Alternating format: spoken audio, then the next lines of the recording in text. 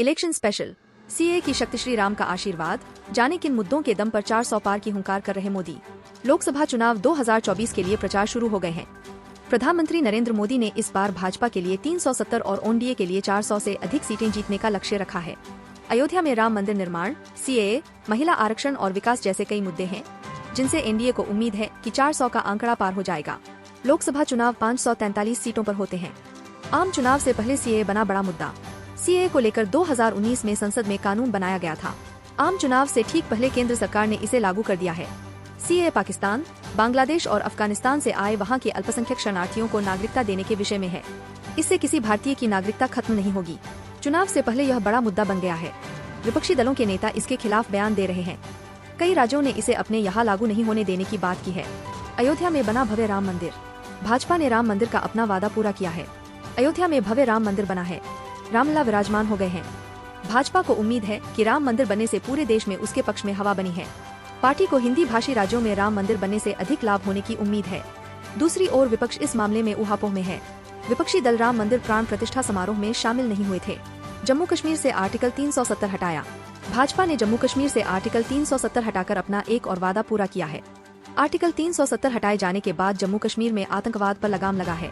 विकास तेजी से हो रहा है। यहाँ के लोगों को दूसरे राज्यों के लोगों की तरह केंद्र सरकार की सभी कल्याणकारी योजनाओं का लाभ मिल रहा है। आधी आबादी का आशीर्वाद। नरेंद्र मोदी की सरकार ने लोकसभा और विधानसभा में महिलाओं को 33% आरक्षण देने वाला कानून बनाया है। इसका लाभ 2029 या 2034 के लोकसभा चुनाव में मिलने की उम्मीद है। इसके साथ ही सरकार ने 3 तलाक पर बैन समेत महिलाओं के हित में कई बड़े फैसले लिए हैं। इससे भाजपा को उम्मीद है कि उसे आधी आबादी का आशीर्वाद मिलेगा। 100 रुपए सस्ता हुआ गैस सिलेंडर। नरेंद्र मोदी की सरकार ने बीते दिनों महंगाई की मार कम करने के लिए रसोई गैस सिलेंडर की कीमत 100 रुपए कम किया है। दिल्ली में बिना सब्सिडी वाले रसोई गैस की कीमत अब 803 रुपए प्रति 14.2 किलोग्राम सिलेंडर हो गई है। स्थानीय टैक्स के आधार पर गैस सिलेंडर की कीमतें राज्यों में अलग अलग होती हैं। 2047 तक भारत को विकसित बनाने का लक्ष्य। नरेंद्र मोदी ने 2047 तक भारत को विकसित देश बनाने का लक्ष्य रखा है। भारत की अर्थव्यवस्था आकार के सामने में अभी दुनिया में 5वें नंबर पर है। पीएम ने कहा है कि उनके तीसरे कार्यकाल में यह दुनिया में तीसरे नंबर पर पहुंच जाएगा। बढ़ रहा एनडीए का कुंभा। लोकसभा चुनाव से पहले भाजपा के नेतृत्व वाले गठबंधन एनडीए का कुंभा बढ़ रहा है। बीजेपी और बीजेडी के बीच गठबंधन को लेकर कभी भी घोषणा हो सकती है। वहीं आंध्र प्रदेश में बीजेपी और टीडीपी के बीच सीट शेयरिंग को लेकर समझौता हो गया है। भाजपा 6 और टीडीपी 17 सीटों पर चुनाव लड़ेगी। कर्पूरी ठाकुर, चौधरी चरण सिंह को मिला भारत रत्न।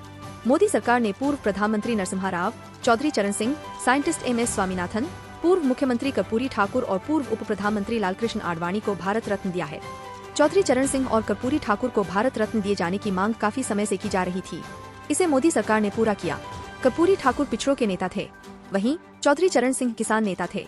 किसानों को बैंक अकाउंट में मिल रहा पैसा। नरेंद्र मोदी की सरकार पीएम किसान सम्मान निधि के नाम से किसानों को सीधे उनके बैंक अकाउंट में मदद का पैसा भेज रही है। अब तक 2.60 लाख करोड़ रुपए से ज्यादा सीधे किसानों के बैंक खातों में ट्रांसफर किए गए हैं। सरकार किसानों को रियायती कीमत पर उर्वरक उपलब्ध करा रही है। बड़ी सेना की ताकत। नरेंद्र मोदी सरकार ने भारत की सेनाओं की क्षमता बढ़ाने के लिए बड़े स्तर पर काम किया है। फ्रांस से राफेल फाइटर जेट, रूस से S-400 एयर डिफेंस सिस्टम खरीदे गए। वायुसेना, नौसेना और थल सेना तीनों की क्षमता बहुत बड़ी है। सीमा के पास के इलाकों में इंफ्रास्ट्रक्चर पर तेजी से काम हुआ है। युवा शक्ति का साथ। प्रधानमंत्री नरेंद्र मोदी युवाओं को अपने साथ जोड़ते हैं। 8 मार्च को उन्होंने देश के प्रमुख कंटेंट क्रिएटर्स को नेशनल क्रिएटर्स अवार्ड दिया। इस दौरान उन्होंने कुछ कंटेंट क्रिएटर्स से बात भी की। ट्रेन में सवारी हो या कोई और अवसर, जब भी पीएम को मौका मिलता है वह बच्चों और युवाओं से बातचीत करते हैं। बूथ विजय अभियान। लोकसभा चुनाव को देखते हुए भाजपा द्वारा पूरे देश में बूथ विजय अभियान चलाया जा रहा है। 10 दिनों के इस अभियान की शुरुआत 13 मार्च को हुई। इस अभियान के दौरान भाजपा के नेता और कार्यकर्ता सभी बूथ तक जाएंगे और जनता से संपर्क करेंगे। इंफ्रास्ट्रक्चर का विकास। नरेंद्र मोदी सरकार ने देश भर में इंफ्रास्ट्रक्चर के विकास पर खास ध्यान दिया है। 2023 से 24 के बजट में बुनियादी ढांचे के लिए 10 लाख करोड़ रुपए खर्च करने का फैसला किया गया है। सरकार सड़क, रेलवे, बंदरगाह और हवाई अड्डा जैसे सभी क्षेत्रों में बड़े पैमाने पर काम कर रही है। मोदी की गारंटी। राम मंदिर निर्माण से लेकर जम्मू कश्मीर से आर्टिकल 370 हटाने तक नरेंद्र मोदी की सरकार ने अपने कई वादों को पूरा किया है। इस संबंध में नरेंद्र मोदी ने कहा है कि भाजपा जो वादे करती है उसे पूरा करती है। यह गारंटी है। उन्होंने इसे मोदी की गारंटी नाम दिया है। पीएम सरकार द्वारा आम जनता के हित में किए जा रहे काम को मोदी की गारंटी कहते हैं। साउथ में ताबड़तोड़ दौरा। भाजपा को 370 और एनडीए को 400 से अधिक सीटें दिलाने के लिए प्रधानमंत्री नरेंद्र मोदी का फोकस दक्षिण के राज्यों पर है। केरल, तमिलनाडु, कर्नाटक, ओडिशा, आंध्र प्रदेश जैसे राज्यों में भाजपा की कोशिश अधिक से अधिक सीटें जीतने की है। इन राज्यों में पार्टी की स्थिति उत्तरी राज्यों